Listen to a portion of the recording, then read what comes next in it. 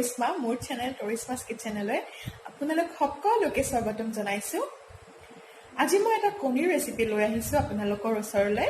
আহকচোন মই এই ৰেচিপিটো কেনেদৰে বনাওঁ চাওঁ। কণীৰ ভুৰ্জি বনাবৰ কাৰণে এটা কণী, এটা আলু, এটা পিঁয়াজ আৰু অকণমান ধনিয়া পাত লৈছোঁ। আজি একেবাৰে কম ইনগ্ৰিডিয়েণ্টছ আৰু কম সময়তে আপোনালোকৰ মাজলৈ এটা কণীৰ ৰেচিপি লৈ আহিছোঁ। আহকচোন মোৰ ৰেচিপিটো ষ্টাৰ্ট কৰোঁ। এতিয়া আলুৰ বাকলিখিনি গুচাই এতিয়া মই এনেদৰে চুৰুকি ল'ম আলুটো।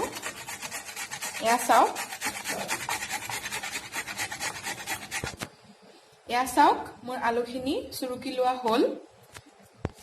এতিয়া চুৰুকি লোৱা আলুখিনি মই পানীত ভিজাই থৈ দিছোঁ। এয়া চাওক ওপৰত অকণমান ফেন আহিছে, এইখিনি পেলাই দিব লাগিব। এতিয়া মই পিঁয়াজটো বাকলি চেলাই ইয়াৰে দুফাল কৰি লৈছোঁ। এতিয়া কুটি ল'ম। এয়া চাওক মই কিদৰে কুটিছোঁ। একেবাৰে মিহিকৈ কুটিব, সৰু সৰুকৈ। মই যিদৰে কৰিছোঁ ঠিক তেনেদৰে।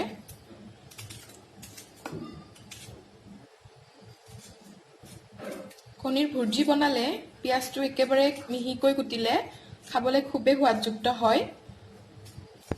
এতিয়া ইয়াতে কেঁচা ধনিয়াখিনিও কাটি দিছোঁ। এয়া চাওক। ইয়াতে আপোনালোকে জলকীয়াও দিব পাৰে, মই ইউজ কৰা নাই জলকীয়া। যদি খাই ভাল পায় তেন্তে জলকীয়াও এড কৰিব পাৰিব। এনেদৰে কৰিব। এয়া চাওক, এয়া মই আলুখিনিৰ পৰা পানীখিনি আঁতৰাই আকৌ এবাৰ চাফা পানীৰে, ঠাণ্ডা পানীৰে ধুই লৈছোঁ। এতিয়া মই কেৰাহীটো বাৰ্ণাৰত গৰম হ'ব দিছোঁ। আপোনালোকে ভালদৰে গৰম হ'ব দিব। এয়া মোৰ কেৰাহীটো গৰম হ'ল। এতিয়া ইয়াতে সৰিয়হৰ তেল দি দিছোঁ এচামুচ। তেলখিনি ভালদৰে গৰম হ'বলৈ দিব। এয়া চাওক মোৰ তেলখিনি গৰম হ'ল ভালদৰে। এতিয়া ইয়াতে আলুখিনি দি দিম।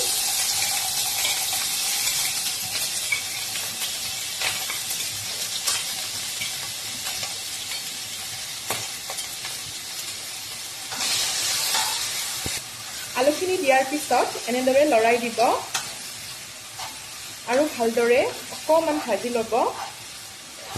এতিয়া ইয়াতে অকণমান নিমখ দি দিছোঁ। আলু আৰু কণী একেলগে হোৱাকে আপোনালোকে নিজৰ সোৱাদ অনুযায়ী নিমখটো দিব আৰু এনেদৰে প্ৰায় 3 মিনিটমান ভাজিব আলুখিনি সিজালৈকে আৰু মিডিয়াম ল' ফ্লেমত ৰাখিব। এতিয়া ঢাকনি দি দিছোঁ ইয়াতে ওপৰত। আলুখিনি ভজা হয় মানে মই কণীটো ফালি লৈছোঁ। এয়া চাওক কণীটো মই উলিয়াই ল'লোঁ। এতিয়া 2 মিনিট পিছত মই ঢাকনি গুচাই চাইছোঁ। এয়া চাওক ইয়াতে চাট মছলাৰ গুড়ি এচামুচ ছটিয়াই দিছোঁ। তাৰপিছত এনেদৰে লৰাই দিছোঁ। এতিয়া ইয়াতে কাটি থোৱা পিঁয়াজ আৰু ধনিয়াখিনি দি দিছোঁ। এয়া চাওক ধনিয়া আৰু পিঁয়াজখিনি দি এনেদৰে লৰাই দিব।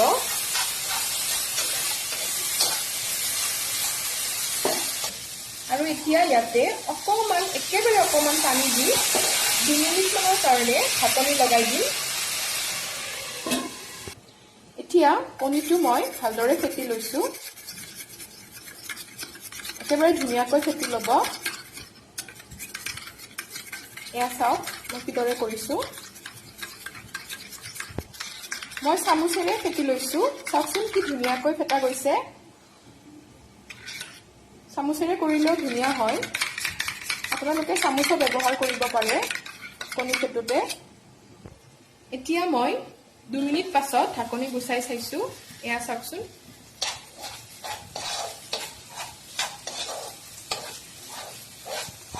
এয়া চাওক মোৰ পিঁয়াজ আৰু আলুখিনি ধুনীয়াকৈ ভজা হৈ গৈছে। এতিয়া আৰু আলু আৰু পিঁয়াজখিনি অকণমান আঁতৰাই মাজত অকণমান তেল দি দিম কণীটো দিয়াৰ কাৰণে।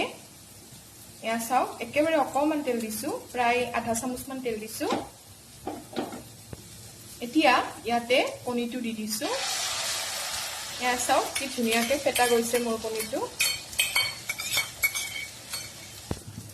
আপোনালোকে কণীটো দিয়াৰ সময়ত ফ্লেমটো একেবাৰে ল'ত ৰাখিব, নহ'লে কণীটো লাগি ধৰিব।